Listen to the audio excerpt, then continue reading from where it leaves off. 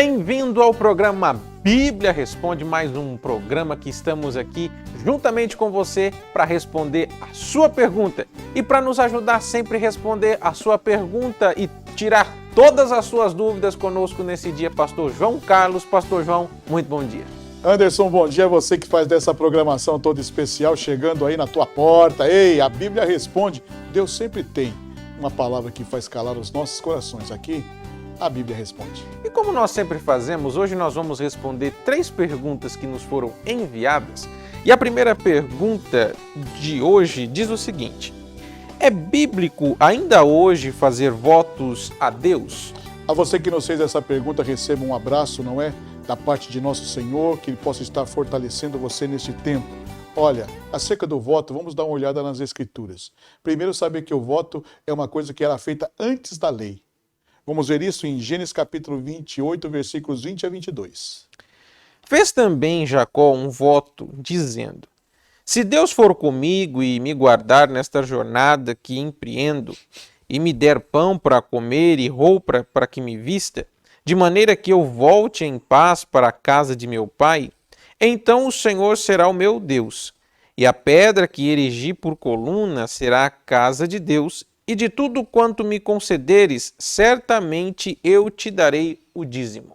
Então você observa que aí é o voto feito por Jacó. Então, antes da lei, na era dos patriarcas, já se tinha votos. E talvez aqui você vai ver, não é, que não só na questão para com Deus, mas as outras religiões também tinham seus votos.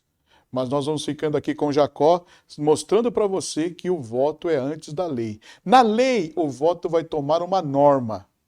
Deus vai reger o seu povo a uma norma acerca do voto. Um dos versículos, que existem vários versículos disso, tanto no livro de Levítico, nós vamos fazer leitura no livro de Números, capítulo 15, versículos 1 a 3.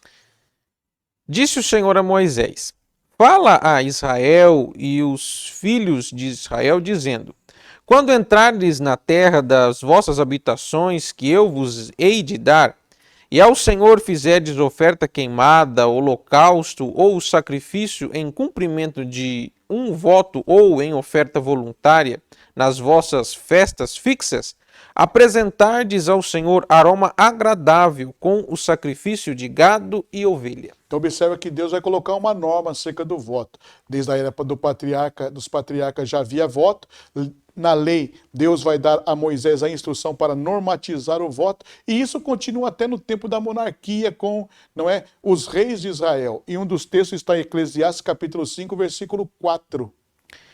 Quando a Deus fizeres algum voto, não tardes em cumpri-lo, porque não se agrada de tolos. Cumpre o voto que fazes. Então recebeu? Faça o mais pronto possível aquilo que você votou. Salmo 116, versículo 14, também Davi falando acerca do voto. Cumprirei os meus votos ao Senhor na presença de todo o seu povo. Amém? Então observe que o voto tem uma grande importância.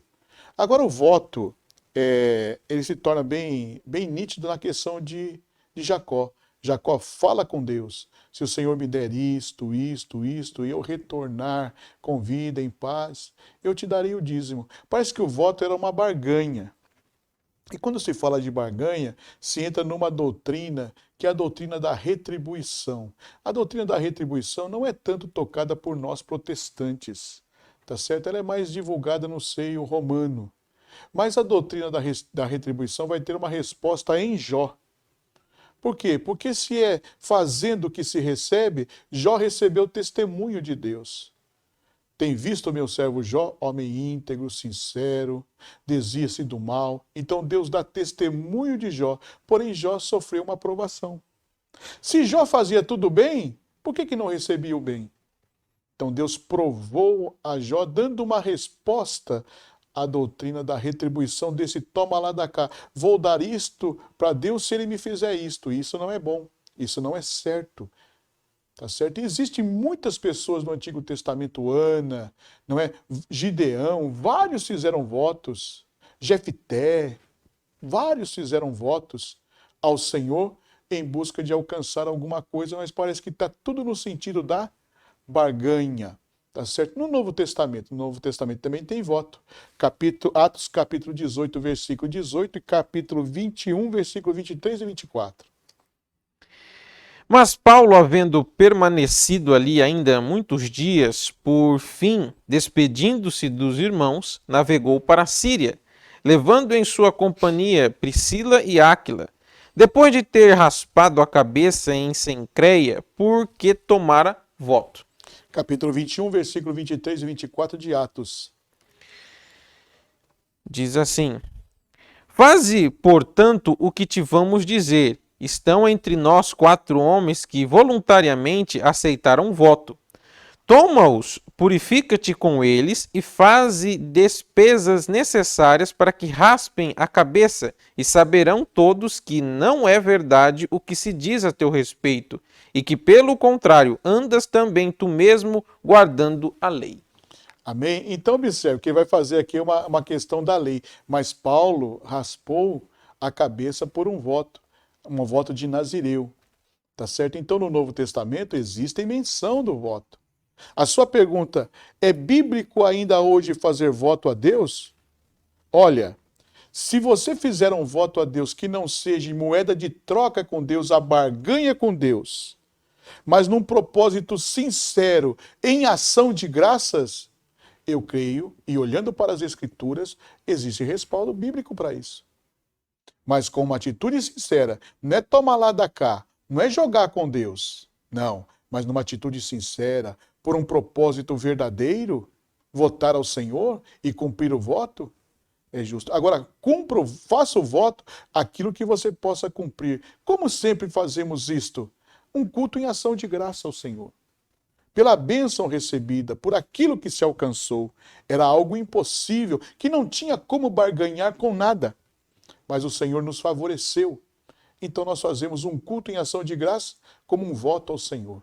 Então, é bíblico ainda hoje fazer o voto? A Bíblia não menciona, não é estas questões. A Bíblia diz, olha, no tempo do patriarca teve voto, Deus normatizou no tempo da lei, na era do monarca teve voto, Paulo pagou voto e a igreja, eu e você, se for num sentido sincero de ação de graça, faça o voto ao Senhor. Valeu, muito obrigado pela sua pergunta. E nós vamos para a nossa segunda pergunta de hoje. Diz o seguinte: como vencer o mal com o bem? Como Paulo ensina em Romanos 12. A você um abraço, não é? E receba aí todo caloroso aqui do Bíblia Responde, para que nós tenhamos ciência como vencer o mal com o bem. Em Paulo 12, vamos fazer a leitura.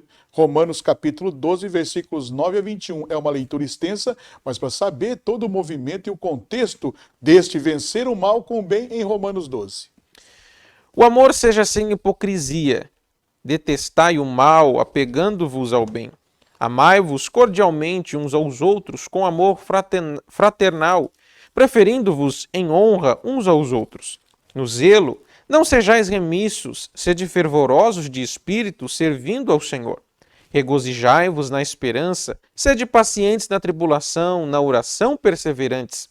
Compartilhai as necessidades dos santos, praticai a hospitalidade, abençoai os que vos perseguem, abençoai e não os amaldiçoeis. Alegrai-vos com os que se alegram e chorai com os que choram. Tende o mesmo sentimento uns para com os outros. Em lugar de serdes orgulhosos, concedei com o que é humilde. Não seja sábio aos seus vossos próprios olhos. Não torneis a ninguém mal por mal. Esforçai-vos por fazer o bem perante todos os homens. Se possível, quando depender de vós, tende paz com todos os homens. Não vos vingueis a vós mesmos, amados, mas dai lugar à ira, porque está escrito: a mim me pertence a vingança. Eu é que retribuirei, diz o Senhor. Pelo contrário, se o teu inimigo tiver fome, dá-lhe de pão. Se tiver sede, dá-lhe de beber. Porque fazendo isto, amontoarás brasas vivas sobre a tua cabeça. Não te deixes vencer do mal, mas vence o mal com o bem. Então aqui você vai observar uma questão da prática, que é uma virtude cristã. Tá certo? Fazer o bem é uma virtude cristã. No Antigo Testamento, a palavra virtude significa eficiência, valor, o que envolve um valor moral. Isso está em Ruth, capítulo 3, versículo 11. Agora, pois, minha filha, não tenhas receio, tudo quanto disseste e eu te farei, pois toda a cidade do meu povo sabe que és mulher virtuosa. Amém? E ela conseguiu essa virtuosidade através de uma atitude de permanecer com Noemi. E ela, não é? Diz uma das mais lindas poesias do Antigo Testamento: aonde quer que tu fores, eu irei. Teu Deus será o meu Deus, teu povo é o meu povo, e aonde for sepultada, ali morrerei eu. Então, Ruth era uma mulher virtuosa, uma excelente. Isto é uma virtude. É uma virtude desde o Antigo Testamento. No Novo Testamento, a palavra significa excelência. Excelência na vida cristã. Segundo Pedro, capítulo 1, versículos 3 a 8.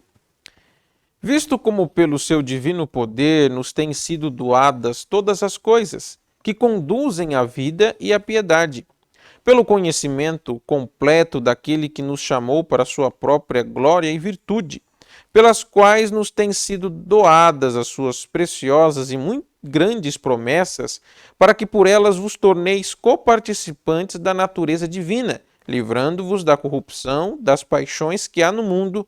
Por isso mesmo, vos reunindo toda a vossa diligência, associai com a vossa fé a virtude, com a virtude o conhecimento, com o conhecimento o domínio próprio, com o domínio próprio a perseverança, com a perseverança a piedade, com a piedade a fraternidade, com a fraternidade o amor.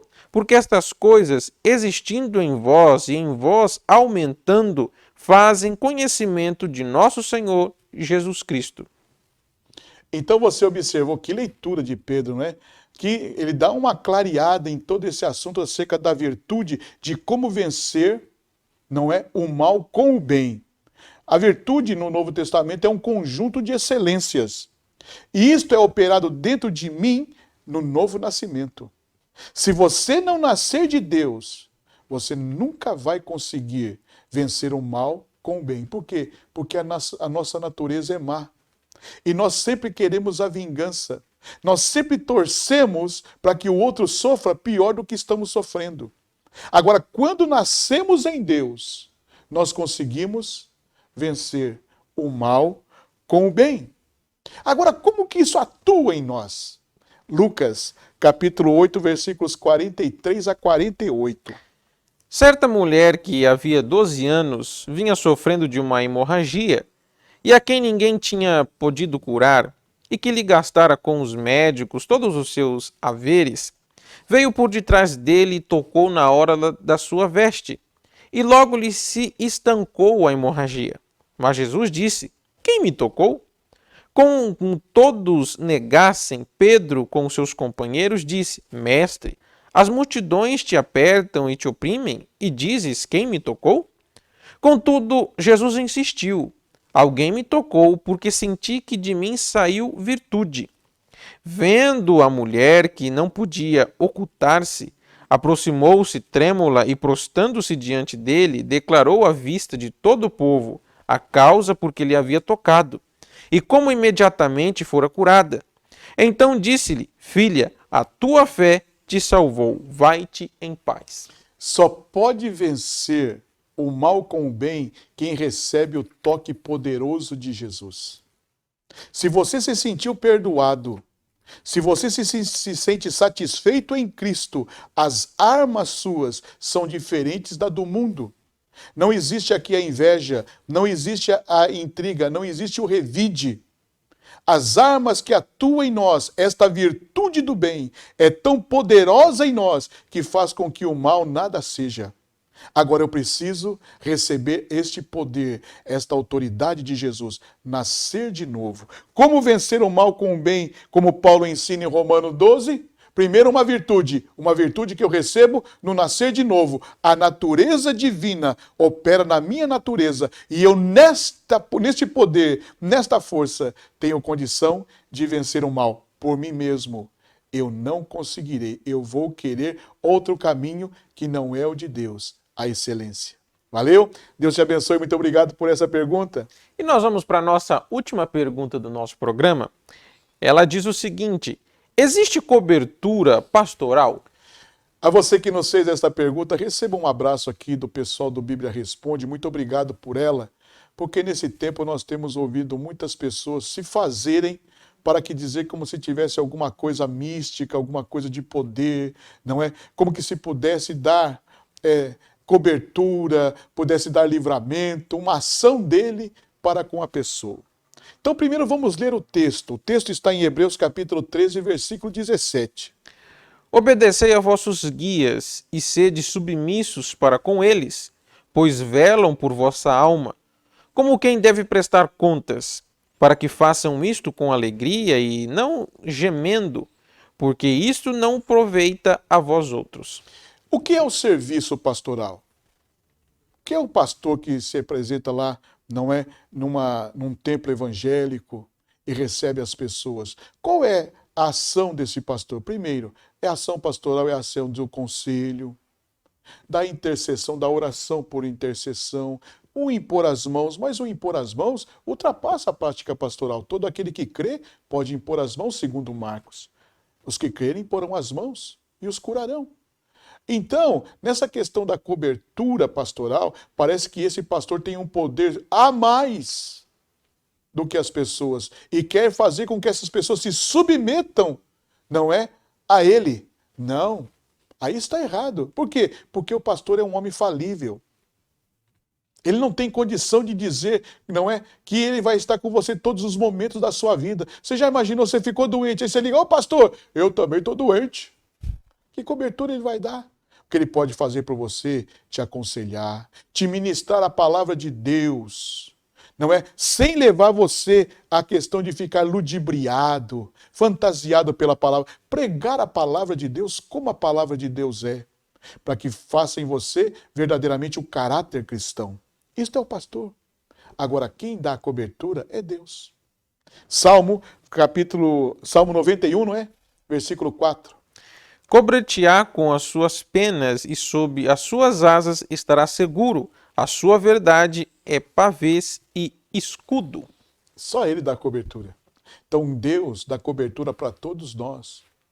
Aqui não existe, não é, pais hereditários, promessas hereditárias, não é, patriarquismo, apostolado, pastorado que subjugue o outro. Observe que a palavra aos Hebreus diz assim, olha, se você vai fazer, faça com alegria, não gemendo. Quer dizer, se gemer é por opressão. E ninguém pode servir a Deus por opressão. Eu vou te amaldiçoar. Nada disso.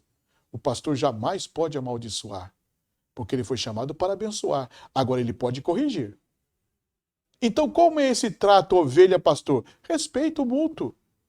Não é você respeita o pastor e o pastor te respeita. Tá certo? O pastor é o último que fala na história. Fique ciente disso. Tem tanta gente falando mal de tantos pastores, mas o pastor prefere se calar, porque para servir de exemplo para o rebanho. Então, como se dá? Respeito. Ore pelo seu pastor. E o pastor aconselhe a sua ovelha, pregue a palavra de Deus com verdade, não por opressão, por medo, mas trazendo a ele, não é, o conselho da palavra de Deus, para que ele siga aquele que dá a cobertura, que é Deus. Outra coisa, o pastor sempre vai apontar o pastor dos pastores, que é Cristo. Ele é aquele que, como pastor supremo e bispo de nossas almas, é que pode dar a cobertura. Neste mundo não existe super-homens. Não. Na questão se existe cobertura pastoral e se existe alguns pastores se achando, não é, sobrenatural, incomum para fazer isto, observe e fique atento, porque não existe na Bíblia isto. Observe o que Paulo disse quando ele escreve a sua carta aos Coríntios. Ele diz assim, uns dizem, eu sou de Paulo, outros dizem, eu sou de Apolo. Aí ele vem dizendo embaixo, e o que é Paulo? E o que é Apolo? Não são eles servidores de Deus? Eu, Paulo, plantei, Apolo regou, mas quem dá o crescimento, quem dá a cobertura? É Deus. Então, hoje, não existe cobertura pastoral. Existem pastores, homens sinceros, que pregam a palavra, que aconselham, que oram, que recebem você, não é? Que trata você com dignidade, sem influenciar em você o medo. E outra coisa, ele jamais vai colocar uma ovelha em saia justa. Porque as pessoas vêm ao pastor com seus problemas, com suas lutas, com suas dificuldades, e o pastor ouve, desce ao seu coração. Qual é a arma do pastor? Intercessão, misericórdia, ação de bondade. Para quê? Porque aquela alma teve um preço e não foi pago por ele, foi pago por Cristo na cruz do Calvário.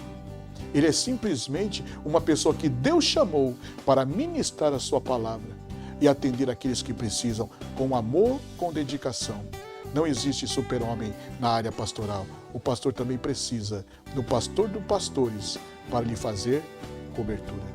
Muito obrigado, Deus te abençoe. Até a próxima, com muito mais perguntas. E nós estamos chegando no final do nosso programa, e se você deseja aprender mais da Palavra de Deus e tirar todas as suas dúvidas, entre em contato conosco. Está aparecendo aí na sua tela.